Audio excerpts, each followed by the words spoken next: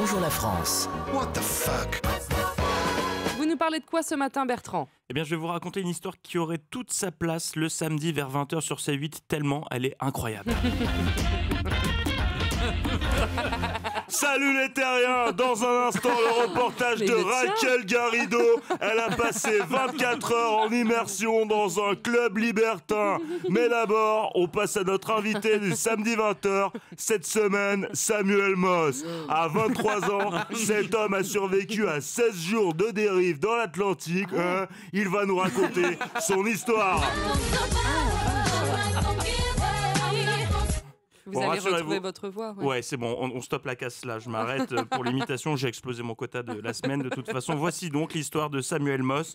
Le 13 janvier dernier, ce jeune sauveteur d'un hôtel des Bahamas a quitté les îles Bimini, seul à bord de son nouveau bateau, avec pour but l'idée de rejoindre Nassau, la capitale des Bahamas. Durée de la traversée, 4 heures. Enfin, durée estimée de la traversée, 4 heures avant le départ.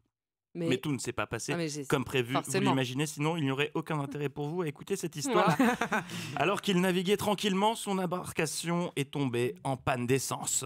Et comme si cela ne suffisait pas, le temps a tourné vinaigre. Rapidement, le ciel s'est chargé de nuages noirs et menaçants.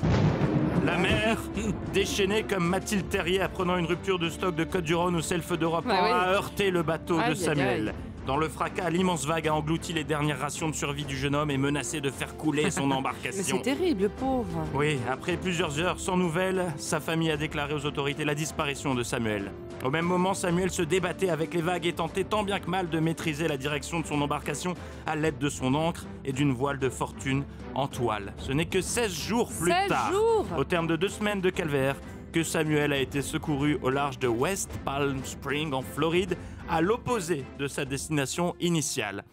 Déshydraté et dans un état second, Samuel a été transporté dans l'hôpital le plus proche. Mais comment il a fait pour survivre 16 jours sans ration de vie, puisque vous nous avez dit que tout était tombé à l'eau? Excellente question, Daphné. Je vois que vous suivez ou que vous lisez très bien les relances que je vous écris. Très bien, Eh bien, bien que ses rations aient été englouties, Samuel a pu survivre grâce à un paquet de Doritos et des cookies. Bien sûr, mais les cookies, c'est la vie. Sac ça, à j'ai dos. toujours dit. Et oui, comme quoi, contrairement à ce que veut nous faire croire le docteur Gérald Kierzek, la junk food peut sauver votre vie. Et pour info, Samuel a quand même la loose, puisque c'est la 2e fois qu'il est secouru en mer. En février dernier, il avait déjà dérivé 3 jours près de l'île de Grand Bahama avant d'être là encore retrouvé. Oh non! Mais ça suffit, Bertrand!